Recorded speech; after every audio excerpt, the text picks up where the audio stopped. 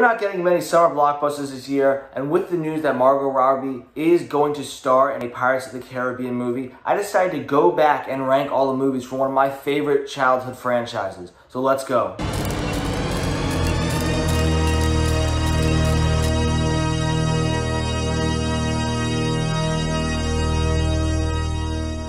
Welcome to Silver Screen Talk. My name is Luke LaPointe. I recently started this channel because I love movies. They are a big part of my life, and I want to talk about them with people who care about them as much as I do. With that, remember to hit that like and subscribe button, and most importantly, I want to hear you down in the comments section. What movies did you hate in this franchise? Which movies do you love? What's your least favorite, your most favorite? Where do you agree and disagree with me? Because we all have different lists, and I want to hear from you. With that, let's get started on ranking these 5 movies. At number 5, I have Pirates of the Caribbean on Stranger Tides. Now, overall, this movie was just an extreme disappointment for me, and it's probably the Pirates of the Caribbean movie that I rewatched the least since I've seen it the first time. And frankly, that's just because I don't really care about this movie or any of what's involved with it. And a big place where to start with that is the cast. Now, I don't hate the additions of Ian McShane and Penelope Cruz. I think they did an alright job, but there just wasn't enough build-up or introduction to even care about their characters, even with Ian McShane being Blackbeard. In addition, there was just not enough people returning from the original cast, with only Jack Sparrow, Gibbs, and Barbossa, and that's it. In addition, they tried that weird love story between Sam Claflin and a mermaid, which I don't think anyone asked for or cared about, so that was just kind of really unnecessary.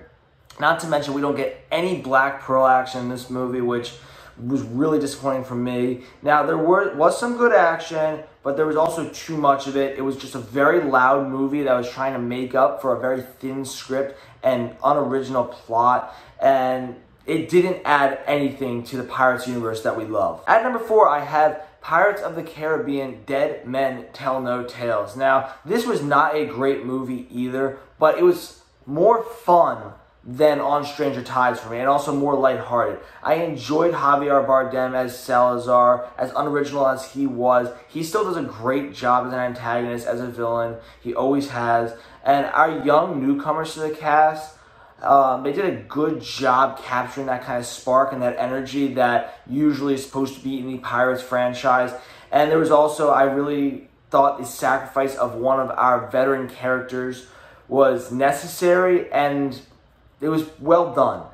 Obviously, Hans Zimmer's scores are great, and this movie had a good sense of familiarity as the more than the 4th movie in this franchise. However, that's where the compliments end for this movie. And the plot was just super basic and unoriginal, and some of the choices by the directors, especially with the script, were really just poor and not well thought out.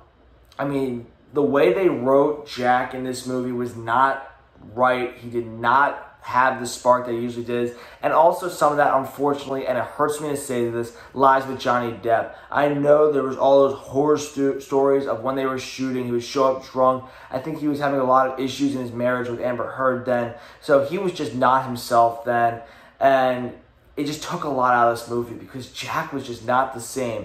And I really hope that he can get into a better place in his life, and that Disney gives him one more shot at a Pirates of the Caribbean movie, because Dead Man That Tells No Tales is not the way that Captain Jack Sparrow should go out. At number 3, I have Pirates of the Caribbean, Dead Man's Chest. Now, I want to let you know before I get into this, there's a big gap between the bottom 2 and the top 3 for me. I love all of the original 3 movies. I grew up with them, and I have a lot of great things to say about these movies. So even if my movie that I have at number 3 is number 2 or 1 for you, I still love it. With that, let's get into Dead Man's Chest. Now, I think this is a very good follow-up for Curse of the Black Pearl, and introduced us to one of the best villains of these last 2 decades in Davy Jones. Bill Nighy does a great job. He has that fear that you want to see in a villain, and he's just really menacing.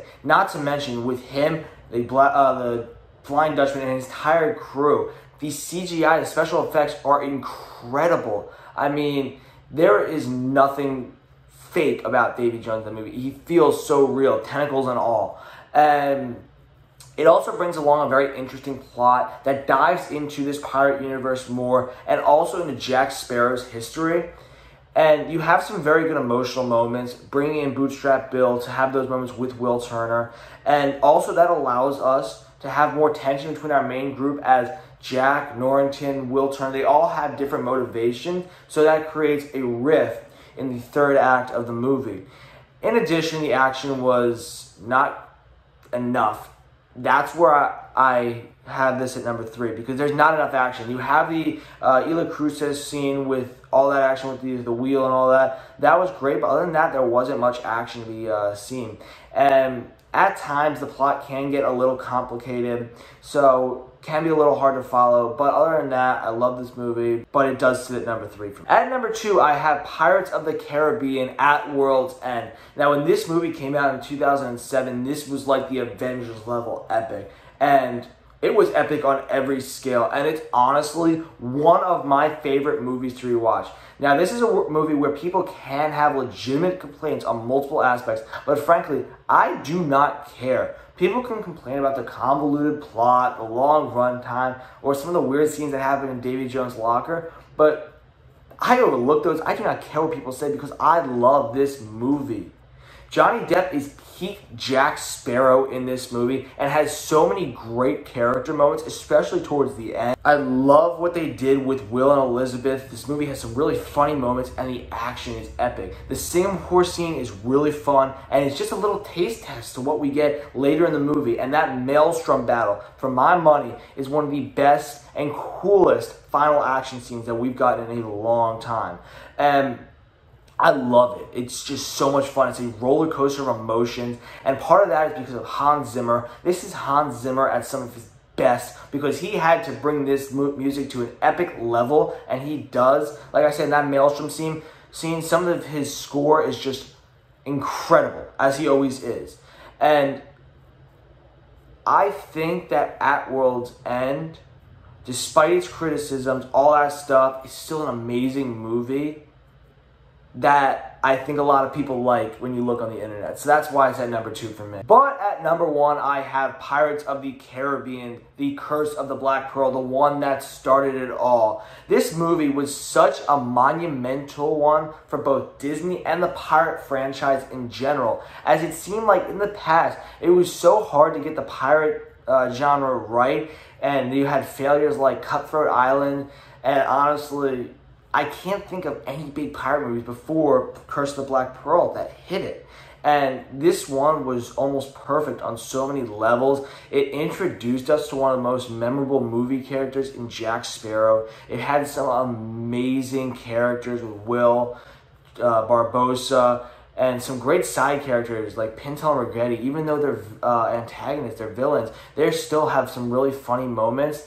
And it had an amazing plot that didn't go really wild like some of the sequels does. It kept it simple, and it just hits it really well. It also introduced us to the rich world of this Pirates universe and was a lot of fun. The action was great and gave us Hans Zimmer's memorable pirate score. And honestly, it would take me way too long to list all the reasons why this movie is number 1 for me and why I love this movie so much. So I'm going to leave it at that because this is one of my favorite movies of all time.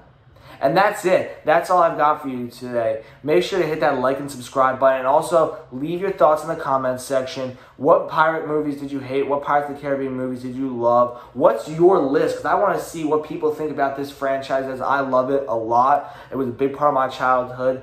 And keep loving movies as much as I do. Thank you.